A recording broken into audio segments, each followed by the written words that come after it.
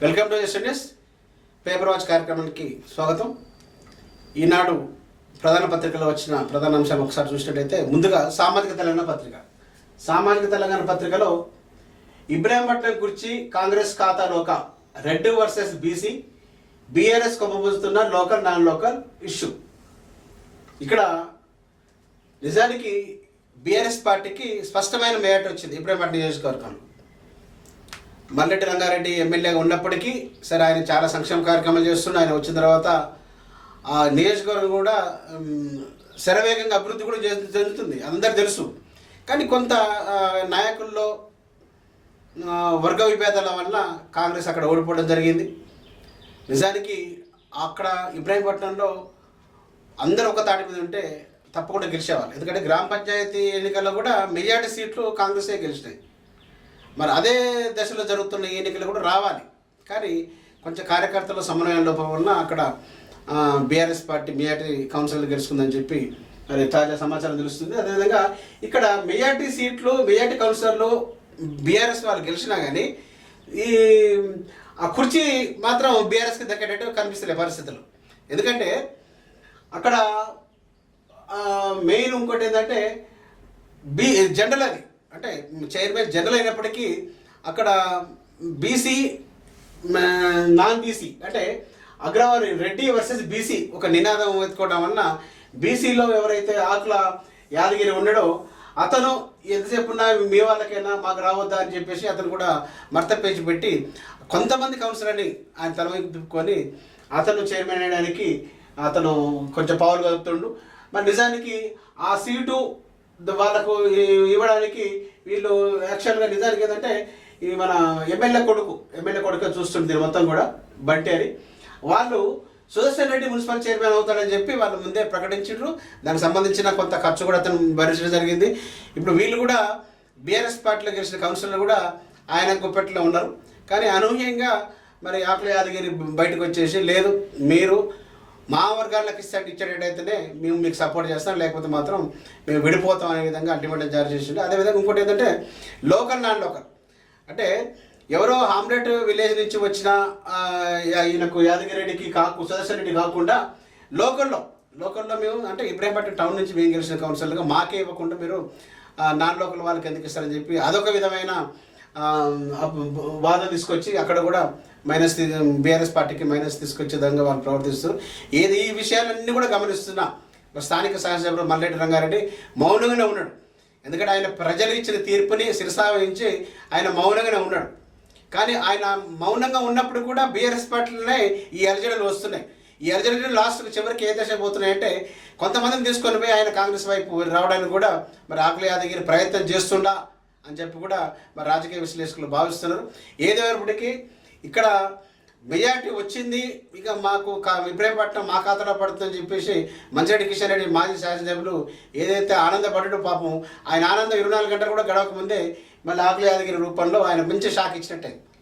వాస్తవానికి రేపు అది మున్సిపల్ చైర్మన్ ఎన్నిక ఉంది. ఈ ఎన్నికలో మాకున్న సమాచారం ప్రకారం తప్పకుండా కాంగ్రెస్ వైపు నుంచి ఈ చీలిక వర్గంపై కాంగ్రెస్ చీలిక వర్గాలు కలిపి చైర్మన్ వైస్ చైర్మన్ అవకాశాలు ఉన్నాయి. పోతే ఇక్కడ ఏంటంటే వాళ్ళకు ఆశాభంగం ఏంటంటే చేతికి వచ్చిన సీటు పోతుందని చెప్పేసి బీఆర్ఎస్ పార్టీలో ఉన్నారు. కాకపోతే ఏంటంటే ఇక్కడ ప్రజలు కూడా ఒకసారి ఆలోచిస్తారు. ఎందుకంటే 3 సంవత్సరాలు ఇంకా పదవి కాలం ఉంది ఈ రాష్ట్ర ప్రభుత్వానికి. అయినప్పటికీ ఈ లోకలు నాన్ లోకలు ఒక వాదం అయితే ఇప్పుడు సమన్వయ లోపంతో కూడా కాంగ్రెస్ పార్టీకి కొంత ఇబ్బందికర పరిస్థితి వచ్చింది కాబట్టి అప్పుడు ఓడిపోయినా కానీ మళ్ళీ కాంగ్రెస్ పార్టీ మున్సిపల్ చైర్మన్ అయితే బాగుంటుందని చెప్పి ప్రజలు కూడా భావిస్తారు. అదే జరగవచ్చు అని చెప్పి కూడా ఇక్కడున్న పరిస్థితులు కూడా కనిపిస్తున్నాయి.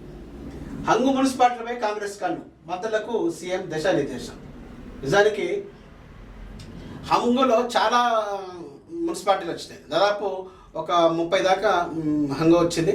ఈ హంగులో ఇక్కడ ఏంటంటే బీఆర్ఎస్, బీజేపీ, కాంగ్రెస్ ఈ 3 పక్షాలలో హంగు రావడం వల్ల అంటే మెజార్టీ సీట్లు ఎక్కువ మెజార్టీ సీట్లు ఉన్న స్థానాల్లో కాంగ్రెస్ పార్టీ వచ్చింది. కానీ ఇక్కడ ఏంటంటే కాంగ్రెస్ పార్టీ తోటి బీజేపీ జత కట్టడానికి అవకాశాలు లేదు కాబట్టి బీఆర్ఎస్, బీజేపీ జత కట్టడానికి అవకాశం ఉన్నాయి. దానివల్ల కొన్ని సీట్లు మరి బీఆర్ఎస్ గెలుచుకుంటుందేమో చూడాలి. కానీ అది ఇట్లా జరిగితే మాత్రం తప్పకుండా రేపు జాతీయ లెవెల్లో కూడా బీఆర్ఎస్ పార్టీ, బీజేపీ పార్టీ ఎండగట్టడానికి కాంగ్రెస్కి మంచి అవకాశం ఉంటుంది. ఎందుకంటే మొదటి నుంచి వాళ్ళు కాంగ్రెస్ పార్టీ నాయకులు చెప్తున్నట్టే బీఆర్ఎస్ బీజేపీ అని రెండు ఒక తాన్ముకలే, వీళ్ళ ఎంత లోపాయకారంగా ఒప్పందం ఉంది కాబట్టి మళ్ళీ ఇప్పుడు కూడా వీళ్ళు కలిసే ఈ మున్సిపల్ చైర్మన్ను ఎన్నుకున్నారు అనే అపవాదం కూడా వచ్చడానికి అవకాశం ఉంది. కాబట్టి దాన్ని కూడా ఏ విధంగా వీళ్ళు బీఆర్ఎస్ వాళ్ళు ఆలోచన చేస్తారో ఒకసారి చూడాల్సింది. ఇకపోతే అమెరికా ఒప్పందంపై భ్రమలు కల్పిస్తున్న ప్రధాని మంత్రులు రాహుల్ గాంధీ తీవ్రంగా ఆరోపించారు. అంటే ఇక్కడ వాస్తవానికి కూడా బీజేపీ ప్రభుత్వం ఎట్లుందంటే నరేంద్ర మోడీ ప్రపంచం మొత్తం కల్లా అత్యంత మేధావి అత్యంత ప్రజాకర్షణ గల వ్యక్తి నరేంద్ర మోడీ అని చెప్పి వాళ్ళు మొత్తం డబ్బాలు కొట్టుకుంటారు. కానీ నరేంద్ర మోడీ డబ్బాలు ఎంతవరకు అంటే బీజేపీకి సంబంధించిన ఏ శాఖలు అయితే ఉండి ప్రచారం చేస్తున్నారు సోషల్ మీడియాలో వాళ్ళ వరకే. కానీ భారతదేశంలో ప్రజలు తెలుసు, ప్రపంచం మొత్తం తెలుసు ఆయన అంతా ఒకటి సోపు టైప్ అని. ఎక్కడ బీజేపీ అండి, ఏడ బీజేపీ? దేవుని నమ్మకపోతే, దేవుడి ఆ పేరు చెప్పకపోతే వాళ్ళకి అసలు లేవు, పుట్టగతులు లేవు. ఉన్న ప్రభుత్వ రంగ సంస్థలు మొత్తం కూడా ప్రైవేట్ వ్యక్తులు దారదత్తం చేస్తూ ఏదో ఇక అమెరికాతో ఒప్పందం కుదిరింది, ఇక మేము పరిశ్రమలు వస్తున్నాయి, పత్తి రైతుల ఏదేదో రకరకాలు చెప్తున్నారు. కానీ అంత తెలుసు, ఎందుకంటే రాహుల్ గాంధీ మామూలు వ్యక్తి కాదు. వాళ్ళు దాదాపు ఒక 40-50 సంవత్సరాలు పరిపాలించిన కాంగ్రెస్ పార్టీకి వాళ్ళకంతా, ఎందుకంటే ఎక్కడ ఏం జరుగుతుందనే దాని మీద వాళ్ళకు కూడా కొంత ఇన్ఫర్మేషన్ ఉంటుంది. ఆ విధంగా ఆయన తూపారపడుతుంది. మరి నిన్న కూడా మనం చూస్తున్నాం, నిన్న కూడా పార్లమెంట్ హౌస్లో మీడియా పాయింట్ వరకు వచ్చేసరికి ఈయన చూసి బీజేపీ పారిపోతాం. అంటే రాహుల్ గాంధీని చూస్తే హౌజుల్నే కాదు బయట కూడా పారిపోయే పరిస్థితి ఉంది. మరి రాహుల్ గాంధీ లాంటి ఉద్దండు తప్పకుండా వీళ్ళని ఢీకొంటాడు. రేపు వచ్చే సార్వత్రిక ఎన్నికల్లో డెఫినెట్ రాహుల్ గాంధీ ప్రధానమంత్రి అయ్యడానికి ఎక్కువ అవకాశం ఉంది. దేశ యువత కూడా అదే కోరుకుంటుంది. ఆ దశగానే మరి రాహుల్ గాంధీ ప్రయాణం కూడా సాగుతుందని చెప్పొచ్చు. మరొక విషయానికి చూసినట్టయితే ఫార్ములా ఈ కార్ రేసులో కీలక పరిణామం. ఐఏఎస్ అరవింద్ కుమార్ ప్రాసిక్యూషన్కు కేంద్ర అనుమతి. ఇక్కడ కేటీఆర్తో పాటు అరవింద్ కుమార్ అప్పుడు ఆ శాఖ ప్రిన్సిపల్ సెక్రటరీ ఉన్న అతను కూడా దోషే. ఎందుకంటే మనకందరికి తెలుసు దాదాపు ఒక 50 కోట్ల దాకా ఎవరితో అంటే మంత్రివర్గంలో చర్చించకుండానే దాని మీద చెట్ల మీద సంతకం పెట్టి వాళ్ళకు ట్రాన్స్ఫర్ చేసింది. దాంట్లో చాలా అవినీతి జరిగింది. దానివల్ల పెద్ద గొప్పలు చెప్పుకుంటారు బీఆర్ఎస్ కానీ టీఆర్ఎస్ మన కేటీఆర్ బృందం కానీ. మేము ఈ కాంగ్రెస్తో ప్రపంచవ్యాప్తంగా గుర్తింపు తెచ్చినాం, అది తెచ్చినాం, ఇది తెచ్చినాం చెప్పి ఇప్పుడు ఏముంది? ఈ కాంగ్రెస్ ఏడా ఉందని అసలు మనలాంటి ఈ చిన్న రాష్ట్రాలకు ఇది అవసరమా? కాకపోతే దాంట్లో ఎక్కువ డబ్బులు కొల్లగొట్టవచ్చు అనే ఉద్దేశంతో మా తీసారు. మన నిలబడదా కూడా ఐఏఎస్ ఆఫీసర్ అరవింద్ కుమార్ని ఆయన ప్రాసిక్యూషన్ చేయాలంటే కేంద్ర ప్రభుత్వం అనుమతి కావాల్సి ఉంది. అందుకని గత 2 సంవత్సరాల నుంచి కూడా అనుమతి కూడా చేసి చూసారు. ఈరోజు అనుమతి వచ్చింది. ఆయన ఇట్లా ప్రాసిక్యూషన్ చేస్తే విన్న విషయాలు మొత్తం తెలుస్తుంది, అసలు విషయాలు మొత్తం తెలుస్తుంది. అసలు దొంగ కూడా రెడ్డానికి పట్టుకుంటే అవుతుంది. ఇది సామాజిక పత్రికల విషయానికి వస్తే మరో పత్రికల అంశానికి చూసినట్టయితే దొరల పత్రిక, నమస్తే తెలంగాణ దొరల పత్రిక ఒకసారి చూసినట్టయితే దీంట్లో మనకి 40% చేతి కిలా మున్సిపల్స్లో కాంగ్రెస్కు కార్ బ్రేక్. ఎంత గమ్మత్తుగా ఉందంటే వీళ్ళ ఎన్నికలు వీళ్ళ లెక్కలు రాసి చూడు. బీఆర్ఎస్ కంట 37% అంట, కాంగ్రెస్ కంట 39 అంట. మరి ఇక్కడ 37 ఎక్కువనా 39 ఎక్కువనా? 39 వచ్చిన వాళ్ళని నువ్వు పైన పెట్టాలి కదా, కింద ఎందుకు పెట్టు? అంటే ఈయనే నీ డబ్బా కానీ నీ పాపులెట్ కానీ అర్థమవుతుంది. అధికారంలో ఉన్న పార్టీ ఎక్కువ ఓట్లు వచ్చింది నీ లెక్క ప్రకారమే వచ్చినప్పుడు మరి తప్పకుండా దానికి ఎక్కువ పెట్టాలి కదా. ఇక్కడ చూడ ఏం పెట్టిండో, అసెంబ్లీలో 37% ఈయనకు వస్తే 39 కాంగ్రెస్కి వచ్చింది. అదేవిధంగా పార్లమెంట్లో 16% బీఆర్ఎస్కు వస్తే 40% కాంగ్రెస్కి వచ్చింది. మున్సిపల్లో 28% బీఆర్ఎస్కి వస్తే 39 కాంగ్రెస్కి వచ్చింది. మరి ఇక్కడ కాంగ్రెస్ పార్టీ ఉంది కదా, నీకు ఈ గుర్తు ఎందుకు పెట్టాం? ఈ గుర్తు పెట్టాలి కాంగ్రెస్కి. నేనంతా కూడా ఇప్పుడు పేపర్ యొక్క నైతిక విలువల్ని, పేపర్ నీకు ఎట్లా ఆర్ఎన్ఏ ఇచ్చిందో ఇంకా నీ ఆర్ఎన్ఏ నీకు ఎందుకు క్యాన్సిల్ చేయకుండా ఉంటుందో అర్థం కాదు. కానీ కంప్లీట్గా నువ్వు ఒక పత్రికలాగా చూస్తలేవు, దాన్ని ఒక పార్టీ పాంప్లెట్గా చూస్తున్నావు, కరపత్రంగా చూస్తున్నావు. ఉన్న వార్తలు వాస్తవంగా రాయకుండా అవాస్తవాలు రాసుకుంటూ ఇప్పుడు ఇన్ని సీట్లు వచ్చిన తర్వాత నీకు ఎట్లా 40%కే చేతికి ఎట్లట్టావు? నీకంటే ఎక్కువనే వచ్చింది కదా, ఎక్కువనే వచ్చింది. దాదాపు 60 పైసలకు మున్సిపల్ స్థానాల్లో కైవసం చేసుకుంది. నువ్వు 13 కన్నా అయిపోయినావు. మరి 13 ఎక్కడ, 60 ఎక్కడ? అంటే ఇప్పటికీ ఈ కాంగ్రెస్ పార్టీ రాష్ట్ర ప్రజలు ఇంకా ఆదరిస్తున్నట్ట లేకపోతే తిరస్కరిస్తున్నట్ట? కాంగ్రెస్ పార్టీకి ఆదరణ ఉంది, నీకు ఇంకా నీ గ్రాఫ్ ఇంకా పడిపోతుంది, రోజు రోజు పడిపోతుంది. రేపు ఇంకా జడిపి ఎలక్షన్లో మండల ప్రాదేశిక ఎన్నికలు ఇంకా ఘోరంగా పోతుంది. ఇక్కడ చెప్తున్నాం మేము, నువ్వు పార్లమెంట్ ఎన్నికలతో పోలిస్తే డౌన్ఫాల్, 2 ఏళ్లలో రేవంత్ సర్కార్ వ్యతిరేకత, మభ్య పెట్టేందుకు సర్కారు పెద్దలు తంటాలు, 50% అనుకున్న మీడియాలో బాగా పరోక్షంగా ఎన్నికల సంఘం సైతం సహకారం, ఎన్నికల సంఘం సహకారం ఉంటుంది, తుదకు ఫలితాల వల్ల హస్తం కుట్టున్నట్టు. బీజేపీ గ్రాఫ్ 35 నుంచి 15%. అంటే బీజేపీ శాతం 35 నుంచి 15 పడిపోయింది అన్నావు కదా, మరి పార్లమెంట్ నీకు 0 ఎందుకు వచ్చింది? 15% ఉన్న వాళ్ళకి 8 సీట్లు వచ్చినాయి, నీకు 0 సీట్లు ఎందుకు ఉంది? నీకు సిగ్గు ఉండాలి కదా ఆ విధంగా నువ్వు ఆలోచించడానికి. 10 సంవత్సరాలు నువ్వు ఈ దేశాన్ని, ఈ రాష్ట్రాన్ని పరిపాలించినవి, పార్లమెంట్ నీకు 0, నాకు గుండుసున్నా. 8 మంది ఎమ్మెల్యేలు ఉన్న బీజేపీకి 8 మంది ఎంపీలే గెలిపించుకున్నారు. అంటే నువ్వు ఓటు అటు డైవర్ట్ చేసిన విషయం అందరూ తెలుసు. కానీ నువ్వు దొంగవు కదా, నువ్వు చేసే పనులే దొంగ పనులు కదా. ఇంకొక వార్త, హంగు మున్సిపాలిటీలో బీఆర్ఎస్కు 17 చోట్ల ఛాన్స్. 17 కాదు కదా, 7 గెలువు. 7 గెలిస్తే నీ చక్కదనం బయటపడతావు. నువ్వు గతంలో చేసినట్టు కూడా నీకు అందరి కౌన్సిలర్ని, కార్పొరేట్లు, అన్ని పార్టీలు గెలిచిన వాళ్ళు నీకు గంప కింద వేసుకుంటే, కాంగ్రెస్ పార్టీ వేసుకుంటే నీకు ఆవిడ ఒక్కడు మిగడు, ఒక్క మున్సిపాలిటీ కూడా రాదు. 17 అంటున్నావు కదా, 17 కాదు కదా, నీకు ఒక్కడు కూడా రాదు. కాంగ్రెస్ పార్టీ ఆ విధంగా చేస్తున్నట్టు మేము అనుకోవట్లేదు. కానీ వాళ్ళు నిజంగా చేస్తున్న ఎవరైతే కౌన్సిలర్లు ఉండరో, అంటే ఇండిపెండెంట్లు కానీ ఇంకా మిగతా సిపిఐ వాళ్ళు, ఈ పక్షాల వారు తప్పకుండా ఆయనకు కాంగ్రెస్ పార్టీ సపోర్ట్ చేసడానికి అవకాశాలు ఉన్నాయి. కాంగ్రెస్ పార్టీకే ఎక్కువ దిగుతాయి. ఈయన దొరికాడు, ఈయన ఊరికే తీసి సస్పెండ్ చేయండి, మీకు పని అయిపోదు, పీడ పోతుంది. పక్కన బెల్లం నాకు ఎందుకంటే ఈయనతో అయ్యేది లేదు, పోయేది లేదు. ఏమన్నా ఉండా, ఏదైనా మనిషి అంటారా? ఇప్పటికి 3 సార్లు పార్టీ మారిండు. ఇప్పటికేదో ఇప్పుడు రేవంత్ రెడ్డి అనేటోళ్ళు వ్యక్తిగతంగా కాకుండా ఒక వ్యవస్థలాగా చూసినప్పుడు ఆయన ముఖ్యమంత్రి అనుకున్నప్పుడు, ముఖ్యమంత్రి ఎవరినైతే మంత్రులు తీసుకోవాలో ఆయనకే స్వేచ్ఛ ఉంటుంది. ముఖ్యమంత్రి విమర్శిస్తే నీకు మంత్రి అంటే తీసుకుంటారు, నాకు అర్థం కాదు. ఆయన మంత్రివర్గంలో నిన్ను మంత్రి తీసుకోవాలంటే నువ్వు ఆయనకు అనుకూలంగా ఉండాలి, చెప్పేటి వినాలి. ఆయన కింద ఒక విధంగా చెప్పాలంటే, ముఖ్యమంత్రుల కింద ఎవరైనా మంత్రులు ఉన్నారంటే ఆయన కింద జీతగాళ్ళైనా మీరు పనిచేయాలి ఎవరైనా సరే. ఎందుకంటే నాయకుని కింద ఉండడం లేక ఆయన అసిస్టెంట్ క్లాస్ ఉండాలని నీకు మంత్రి పదవి రావాలి. ఆయన తిట్టుకుంటా రోజు ఆయన శాపనార్థాలు పెట్టి చేస్తుంటే నేను ఎట్లా మినిస్టర్ చేస్తాను? మీకు కష్టపడితే రేవంత్ రెడ్డి సీఎం అయ్యండి. ఎక్కడ కష్టపడ్డావు నువ్వు? ఏం కష్టపడ్డావు? 5 ఎమ్మెల్యేలు ఉన్న పార్టీని ఈరోజు 65 మందిని తీసుకొచ్చాడు. దీంట్లో నీ పాత్ర ఏమైనా ఉందా? సిగ్గుండాలి కొంచెం మాట్లాడడానికి. ఈరోజు రేవంత్ రెడ్డి లేకపోతే ఈ రాష్ట్రంలో కాంగ్రెస్ పార్టీకి చాలా గడ్డు పరిస్థితులు ఉన్నాయి.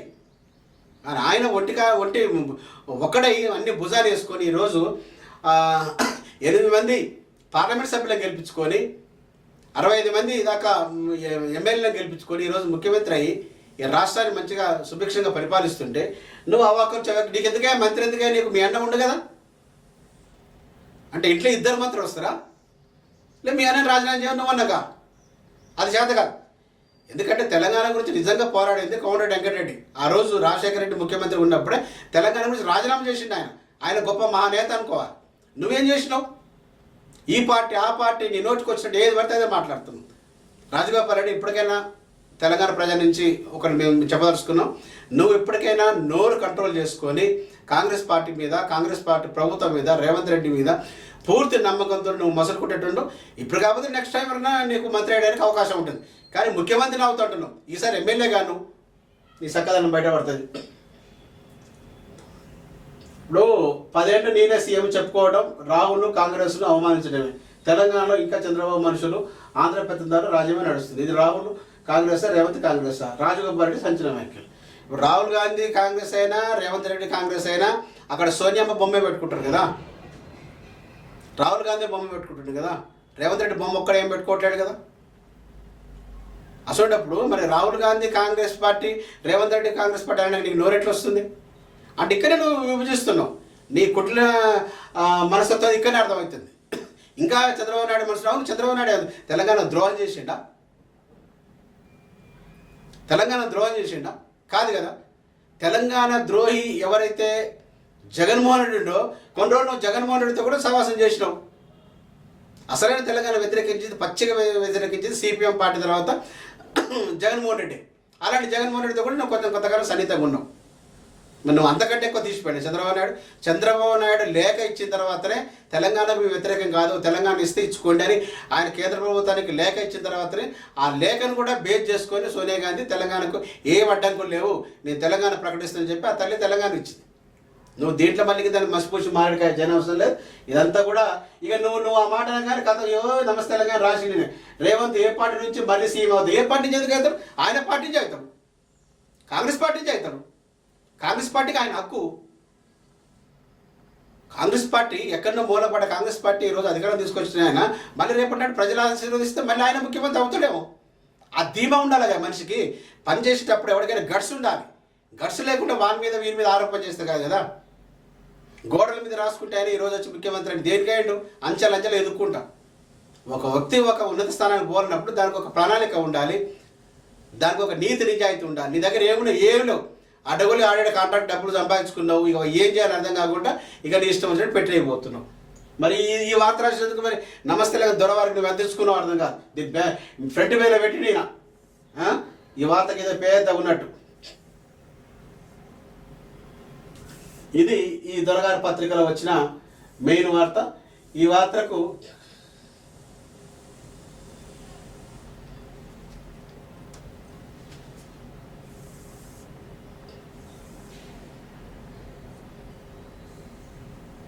సరే కొన్ని మున్సిపాలిటీలో వీళ్ళంతా డబల్ గేమ్ వాళ్ళు ఉన్నారులే, కానీ కొంతమంది ఇప్పుడు నిమ్మడిదాకా గూడెమైపాల్ రెడ్డి నేను కాంగ్రెస్ పార్టీగా సపోర్ట్ చేస్తున్న అభివృద్ధి గురించి కాంగ్రెస్ పార్టీలో చేరతా అని చెప్పిండు.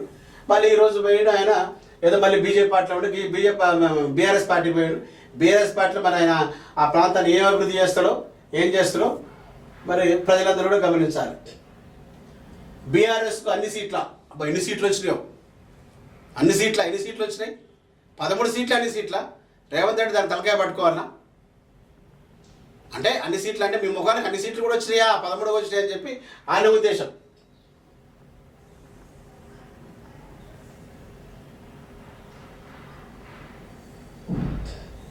ఏమైనప్పటికీ సరే ఇదొక డబ్బా పేపరు. సరే ఈ డబ్బా పేపర్లు కూడా ఏముందనేది ప్రజలకు తెలవాలని ఉద్దేశంతో ఈ పేపర్ను కూడా మరి ఎస్టర్ టీవీ ఛానల్లో చూపించడం జరిగింది. ఏదేమైనప్పటికీ ఈ రాష్ట్రంలో రేవంత్ రెడ్డి ముఖ్యమంత్రి ఉన్నంత కాలం ఈ బీఆర్ఎస్ పార్టీ కాదు కదా, ఏ పార్టీ కూడా వచ్చడానికి అవకాశాలు లేవు. అదంతా మనంతా తెలుసు. ఈ రాష్ట్రంలో నిజానికి ప్రజల సంక్షేమం గురించి పాటుపడుతుందంటే నాడు ఎన్టీ రామారావు ప్రభుత్వం మంచిగా పనిచేసింది. సరే చంద్రబాబు నాయుడు ప్రభుత్వం కూడా కొంత మంచి పనిచేసేది. రాజశేఖర రెడ్డి ముఖ్యమంత్రి అయిన తర్వాత ఎన్నో ప్రజాపకారం అంటే 108 కానీ పెన్షన్స్ కానీ ఇవన్నీ కూడా ఆయన పెట్టాడు. 108 ఎక్కడిది అసలుకి? 108 అసలుకి చంద్రబాబు నాయుడు పెట్టలేదు, రామారావు పెట్టలేదు, ఎవరు పెట్టలేదు. రాజశేఖర రెడ్డి గారు ముఖ్యమంత్రి అయిన తర్వాత 108 పెట్టిన. 108 పెట్టిన తర్వాత ప్రజలకు మెరుగైన అంటే ఉచిత సహాయం, ఉచిత వైద్యం అందించడానికి ఎంతోమంది, కొన్ని వేల మంది, లక్షల మంది కూడా ప్రాణాలు నిలబడ్డాయి. ఇదంతా కూడా కాంగ్రెస్ పార్టీ ప్రభుత్వమే కారణం. కానీ మరి ఇప్పుడున్న బీఆర్ఎస్ పార్టీ కానీ ఏం చేయలేదు. బీఆర్ఎస్ పార్టీ వాళ్ళు ఏం లేదు. మొత్తం ఏంటంటే ఏంటో అన్ని ఉన్న రేట్లు పెంచేసారు. ఈరోజు రియల్ ఎస్టేట్ మొత్తం పడిపోయింది. రియల్ ఎస్టేట్ పడిపోవడానికి ప్రధాన కారణం ఎవరు? BRS party. 10-15 లక్షలు ఉన్న భూమిని తీసుకొచ్చి కోట్లు చేసినాం. అంటే నీకు రెవెన్యూ ఫీజు వస్తుంది, నీకు స్టాంప్ డ్యూటీ వస్తుంది అని చెప్పి పెంచేసినాం. ఈరోజు 20 లక్షలు ఉన్న ఎకరాన్ని ₹1,00,00,000 చేసేవారికి ఆ ప్లాట్లు చేసుకుని సరే 5 లక్షలకు వెళ్ళిపోతుంది. ఎవడు కొనాలి? అంటే రియల్ ఎస్టేట్ మొత్తం నాశనం అయిపోవడానికి కూడా బీఆర్ఎస్ పార్టీ ప్రధాన కారణం. ఈ రాష్ట్రంలో బీఆర్ఎస్ పార్టీ బతికుంటే మాత్రం మళ్ళీ ప్రజలందరూ కూడా మళ్ళీ బలసాకు తినాల్సి ఉంటుంది. అందుకని ఈ బీఆర్ఎస్ పార్టీ తెలంగాణ రాష్ట్రంలో మళ్ళీ కంప్లీట్గా సమాధి చేస్తేనే మళ్ళీ ఈ రాష్ట్ర ప్రజలు కానీ దేశ ప్రజలు కూడా ఒక విధంగా చెప్పాలంటే బాగుపడతారు. మరి ఇది ఈనాటి పేపర్ వాచ్ కార్యక్రమంలో మరే పేపర్ వాచ్ కార్యక్రమం మళ్ళీ కలుద్దాం. అప్పటిదాకా చూస్తున్నాండి ఎస్ఎన్ టీవీ న్యూస్ ఛానల్, మన కోసం మన ఛానల్.